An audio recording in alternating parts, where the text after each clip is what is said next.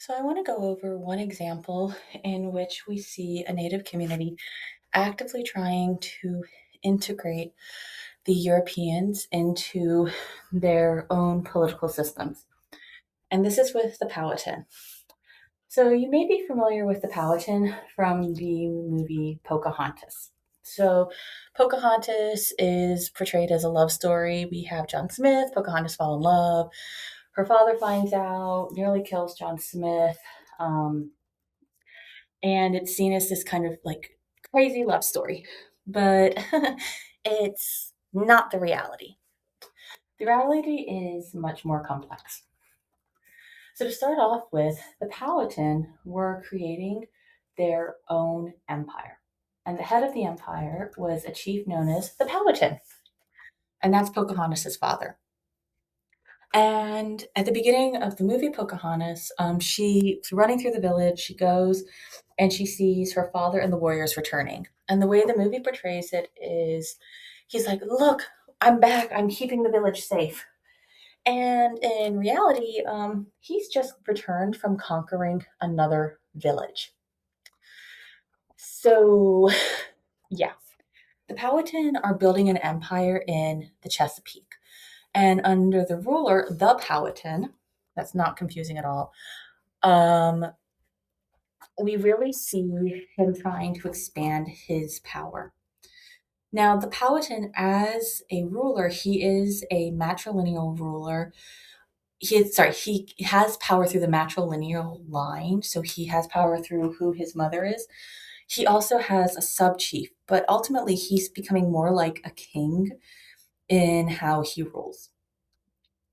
So, 1607, the Europeans come in, and the Powhatan goes, "Oh, hello, how's it going?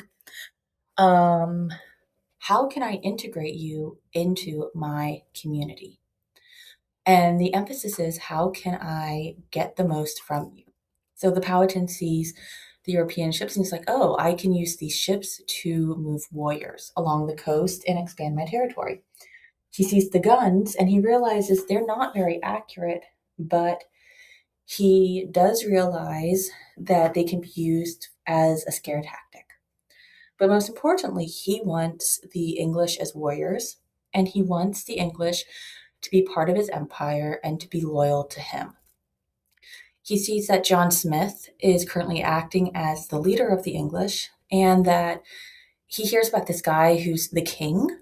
He isn't fully sure what that is, but he does realize that there is another leader, and he wants this leader who's far away across the pond. He wants this leader to be loyal to him as well, King James. So he tries to do everything he can to make sure that the English are loyal to him. So when the English are starving, he gives them food so that they are reliant on him. And the idea is that he gives them food, now they'll fight for him. But that doesn't really go as planned. So the Powhatan realizes, okay, well, I have to do more. So he looks to John Smith. Well, the Powhatan has a daughter named Pocahontas. I can't say um, her actual name, so I'm going to say with Pocahontas. She's about 13 years old. John Smith is in his 30s, 40s. And the Powhatan says, okay, you speak multiple languages, including English. He says it's Pocahontas. I need you to go and bring John Smith into our kinship network. So this could be through marriage.